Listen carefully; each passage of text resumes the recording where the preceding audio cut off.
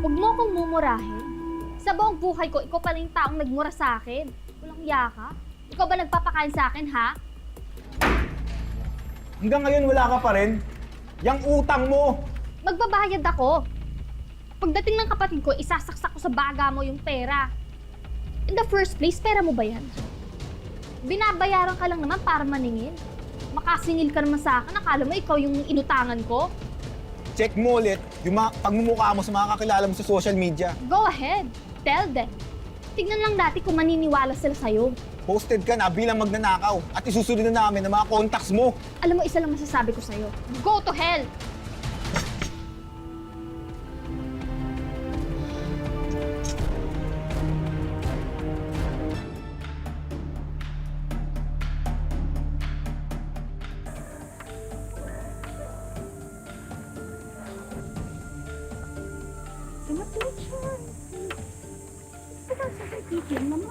What do you want, Chen?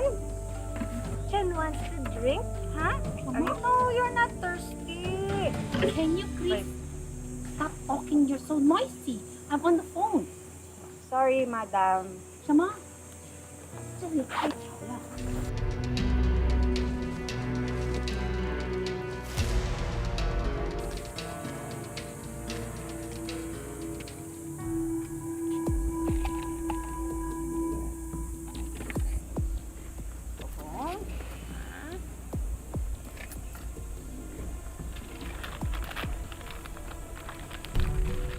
喂，来吧。什么事？我的钱包看不到了，我找不到了，我放在这里，现在就没有了，只有它在这里。你检查他支包吧。我决定是他拿的。好，检查他支包。好，Mom, can I check your bag? Why, sir？ I need to check your bag. 这里有没有人啊？就是 Her wallet is missing. 红色的。Madam, I didn't get wallet. 只有你在这里。No wallet. 还有。这个吗？就是我的钱包。I didn't get that, sir. I didn't get that. I didn't. No, madam, sir. I'm sorry, but you have to go with me to the police station. But I didn't do anything, sir. I'm so sorry. You have to come with me. Chief. Madam, please. Lahat tayo, sigurado kung may kamag-anak, kapitbahay o kakilala na nag-OFW. Gaya na lang ni Judith na nakipagsapalaran sa Hong Kong bilang isang yaya para maitaguyod ang mga anak na sila Catherine, Kiko at Selena. Pero isang araw, bigla na lang hindi nagparamdam si Judith. Kaya napilitan ang panganay niyang si Catherine na tumayong magulang sa kanilang mga kapatid. Paano haharapin ng magkakapatid ang buhay nang sila-sila lang at wala na ang kanilang ina? Tungkol dyan ang ating tampok na kwento dito lang sa Tadhana.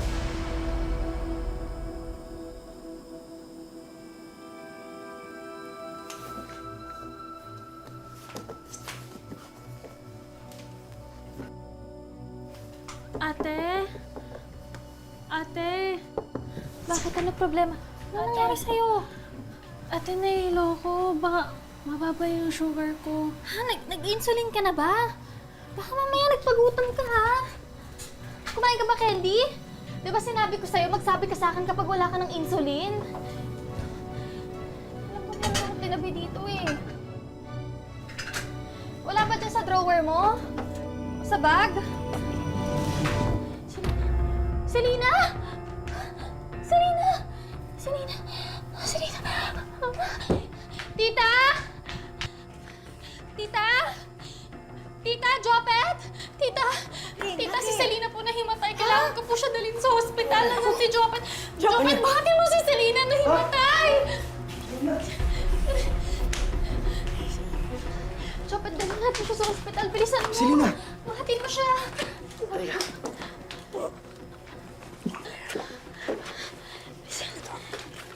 Halika na.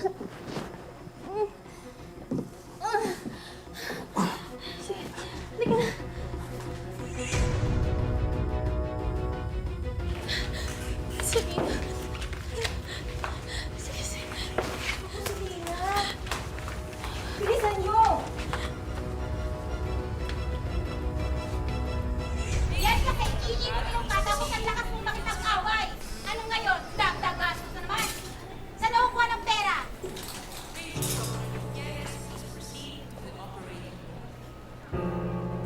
Mag-alala. I'm sure ayos lang si Selena.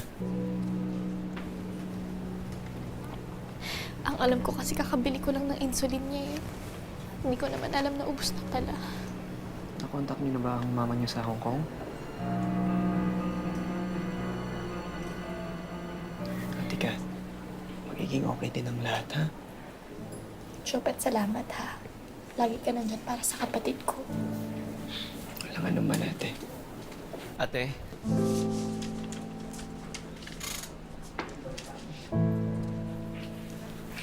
Ano nangyari? Bigla na lang nawalan ng malay si Selena. Dok, Stable naman na po ang kalagayan ng kapatid niyo. No? Pero just to be sure, pinalab test ko na rin siya. Hintayin na lang po natin ang resulta. salamat po, Dok. Mauna na po ako. Salamat po, Dok. Salamat po, Dok. Sige po.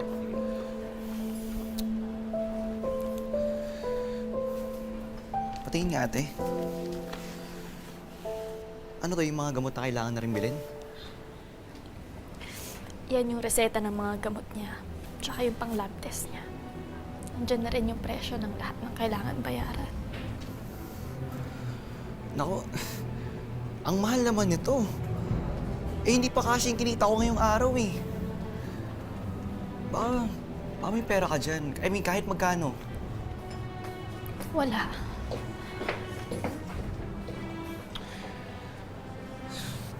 Wala din ako ngayon, tol.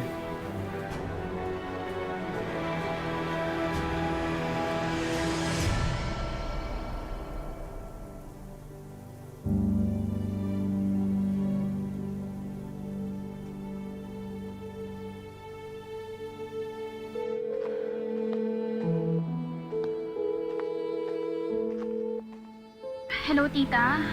Tita, kailangan ko po ng pera kasi na-ospital si Selena. Sorry, Catherine. So, walang-wala talaga ako ngayon eh. Pag-sabi na lang kay Selena magpagaling siya, ha?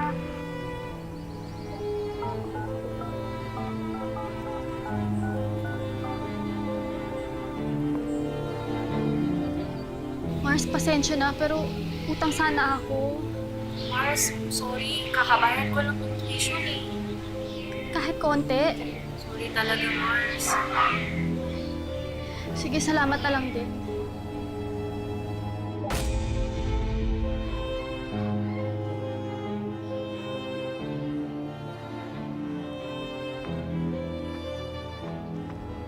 Ate, may balita na ba? Wala akong mahanap na mautangan eh. Itawagan na kasi natin si nanay. Kiko, ilang buwan na natin siya tinatawagan. Nakailang sulat na nga rin tayo sa kanya eh. Kulang na lang ipahanap natin siya sa Hong Kong Police. Tapos ngayon sa tingin mo sasagutin niya yung tawag natin, ha? Eh, baka naman busy lang siya. Wow, busy. Ang sabihin mo, baka nag-asawa na ng inchik tapos iniwan na tayo. Ate naman.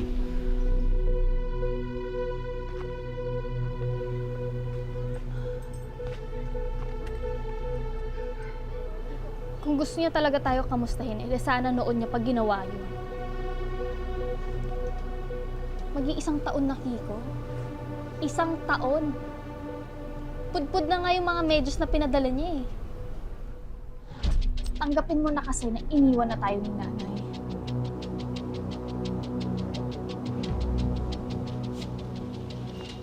Hindi totoo yan.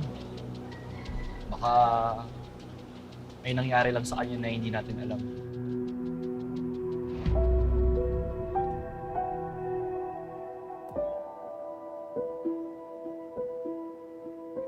Ate, kung isang lako na lang kaya yung phone ko. Huwag, ginagamit mo yun sa trabaho eh. Eh, Paano kung isang lako na lang kayo yung laptop ko? ate, wag yung laptop mo eh. Paano ina-apply mong VA? Diba?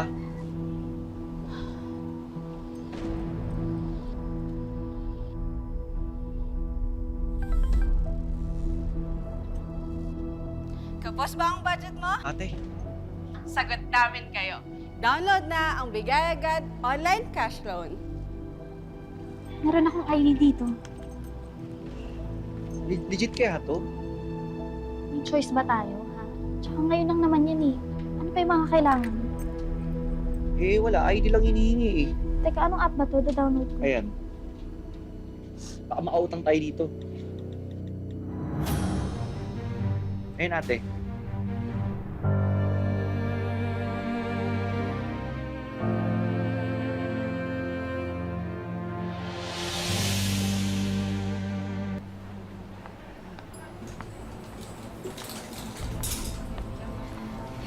Selena, may pang lab test na ta.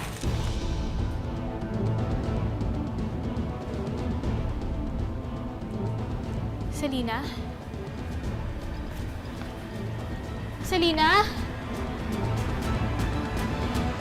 Uuwi lang ba sa wala ang diniskarte ang pera nila Catherine para may pangbayad sila sa ospital? Pero teka, nasaan na nga ba si Selena? May nangyari bang masama sa kanya?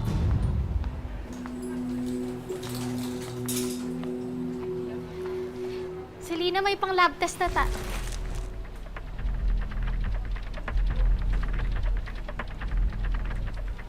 Selena? Selena?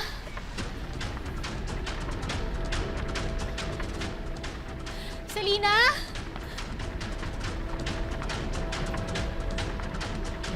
Selena?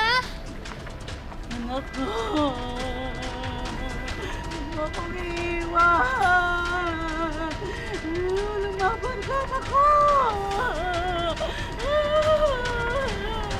Selena!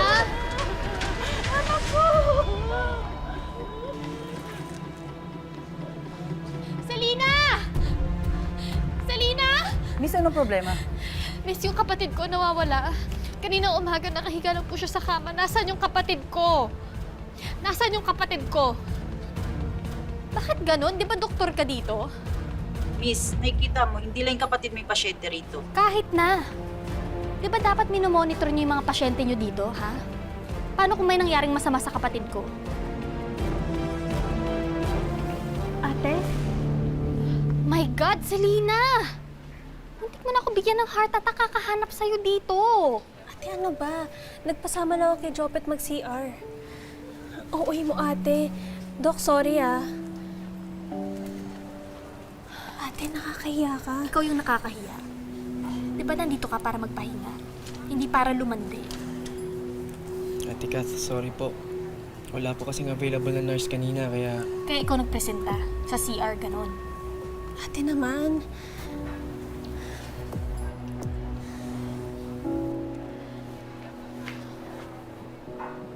Sorry. Nag-alala lang talaga ako sa'yo. Sorry, ate. Ate, chill ka lang naman paminsan-minsan. Anong chill, ha? Kung alam mo lang kung ano yung pinagdaanan namin ng kuya mo para makahanap ng perang pangbayad pang ospital mo. Sorry na.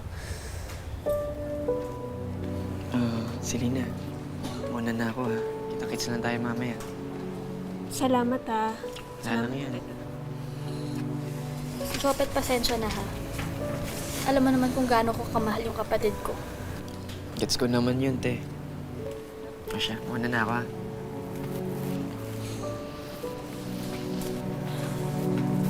Dito ka lang. Isa-settle ko yung bill natin.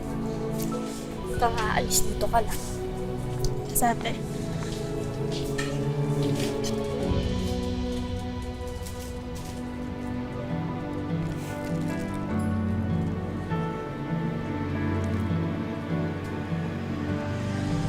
Yeah, hi there. I mean, I have to say that you're qualified for the job. But to be honest, I got lots of applicants and I got lots of resumes to go through and decide who among you I'll be hiring. Okay, sir, but I really need this job right now. It will take me about a week to basically check everything out and evaluate the resumes and applicants and so on and so forth. So within a week, I'll get back to you or whoever is going to be hired for the job. And I hope that's okay with you. Yes, sir, that would be nice. I appreciate that. Once again, sir, thank you so much for this opportunity. All right. So I wish you all the best and talk to you soon. All right. Take care. Bye. Bye, sir. Diyos ko naman, 1 week pa. Ate, 1 week pa talaga? Eh, paano yun? Due date na natin next week, ha? 20K yun. Eh, yung kinita ko ngayon, pambayad lang natin ng internet tsaka kuryente. Baon pa ni Selena tsaka pang insulin niya. Tawagan mo na lang ulit si nanay. Pwede ba, Kiko? Tumigil ka ng umasa.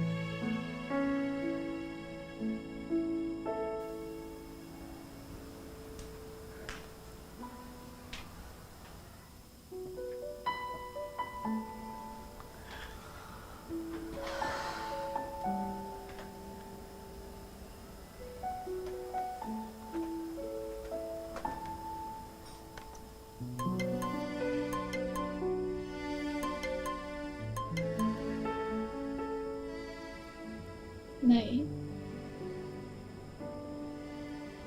Hindi ko na alam kung ano gagawin ko. Hindi ko na yata kaya. Nay, kung nasan man kayo, sana naman magparamdam ka. Kasi hirap na kami dito. Nay, kailangan ka namin dito. Kailangan namin ng tulong mo. Ay, mahal ka namin.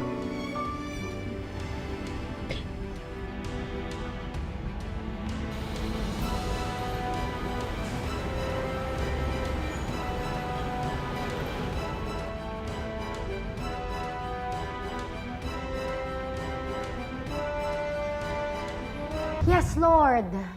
Gabayan niyo po kami sa isa na naman pong pagsisimula ng araw ng pagtatrabaho.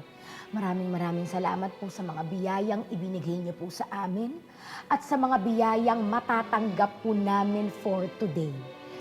Amen. Amen. Amen. Okay, let's do this, guys! Naku, guys, galingan ninyo para... Salamat, tita! Yes, totoo yan. Jopet, Yes po. kakasimula mo pa lang dito, hindi ba? Opo. So ano, nakita mo na ba kung ano yung proseso namin dito? Opo. Kakayanin? Kakayanin, madam. Kakayanin. Good! Alam ko naman na kakayanin mo at alam ko na someday magiging successful ka na agent. Ay, salamat po, madam. At kung meron ka mga questions, problem, lapitan mo lang ako. Sige po, madam. Magbayad ka na ng utang mo, no? Kung hindi pagkakalat ko na adik ka, ang kapal ng mukha mo, uutang-utang ka, wala ka naman palang pera. Naghihintay ng mga pideya sa'yo, loko ka. Pati pamilya mo madadamay sa ginagawa mo. Mami! 60,000 pesos ka sana na! Ay, wow! Congratulations, Ma'am Riza! Ako, dahil kota ka na, may 100% incentive ka. Alright? Ganun lang kadali. Di ba? Alam mo yung sweldo niya na 30,000 pesos. Ngayon, 6,000,000 na 60,000 pesos. Yeah. Talaga ho? Takutan lang yan. Ikaw, gaano ba katapang yung sikmura mo?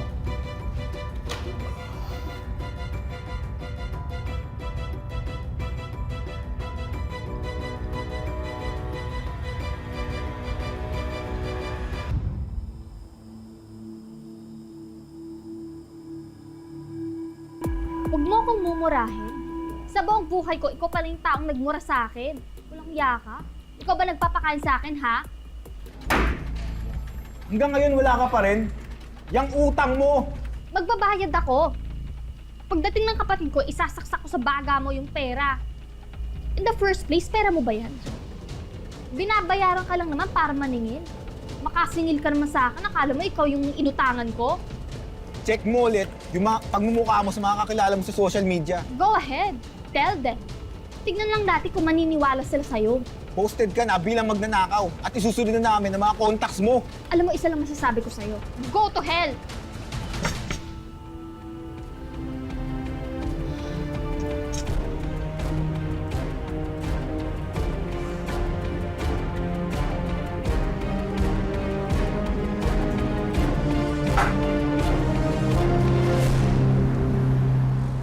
Kita mo yung ginawa ko? Hindi ka dapat nagpapasindak. Madam, legal ba itong ginagawa natin?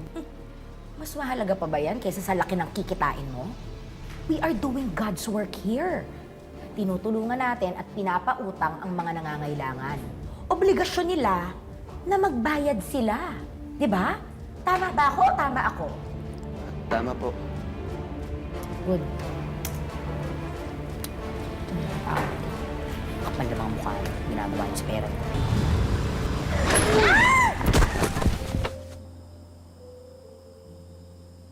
Kuya, nakita ko yun! Binagamot ang babae!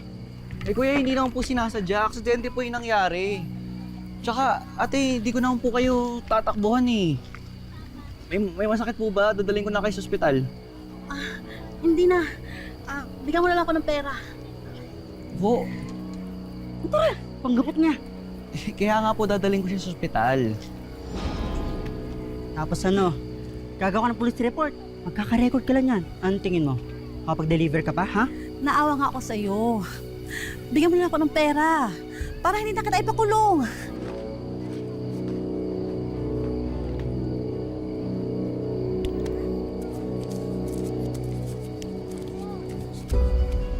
Okay na mo ba yan? Sige. Huwag na lang po sana gawa ng police report, ha?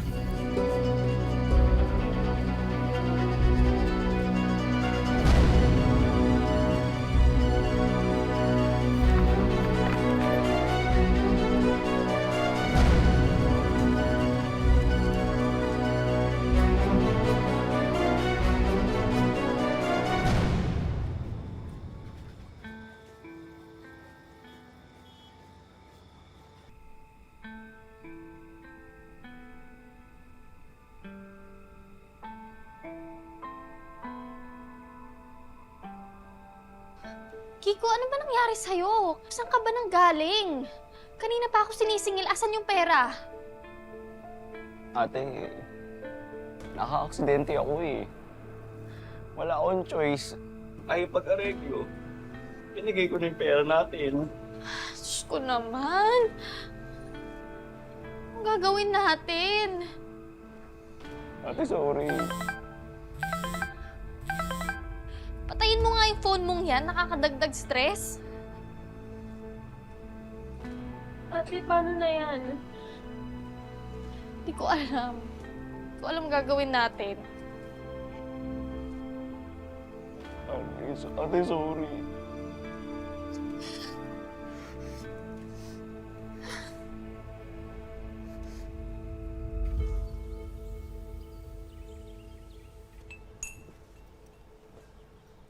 Tao po. Catherine Rivera po. Ano po yon? Ma'am, delivery po para po sa inyo. Ito po. Pa-pirma na lang po, ma'am.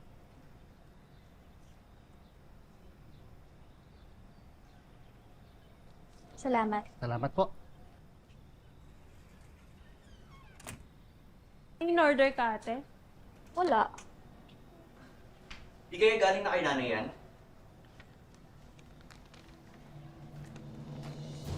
In loving remembrance, Catherine Rivera. Ate, ano to, prank?